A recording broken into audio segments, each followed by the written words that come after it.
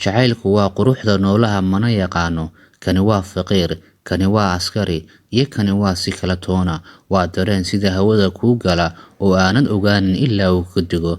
Haddii la tiro kooba aadamaha ma jiro qof laga waayaya. Halkan waxaan kugu soo gudbin doonaa arrin la yaab leh oo ka dhacay dalka Ghana. Ku soo dhawaada Mustafa Maax.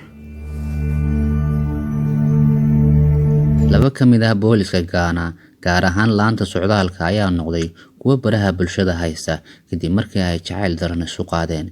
Waxay ka wada howlgeli jireen xafiis ka mid ah xafiisyada laanta socdaalka, kadib waxay noqdeen kuwo is-caashiqay oo jacaylkoodii qarsoomi waayey. Muddo kadib waxay noqdeen kuwo jacaylkoodii ka sal gaadhay oo hoy wada galay.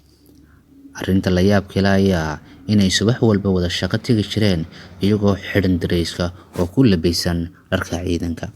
Inkastoo ciidamada adeeg lagu yaqaano, haddana mararka qaar waxaas odhanaysaa weli waxaa jooga dad wadna leh oo dareenka qalbigoodu nool yahay. Barnaamijkeenu maanta halkaas ayuu noogu eegyahay. Intaan mar labaad kulmi doono, waxaan iskaga tegayaa. Wassalaamu calaykum waraxmatullaahi tacaala wabarakaatu.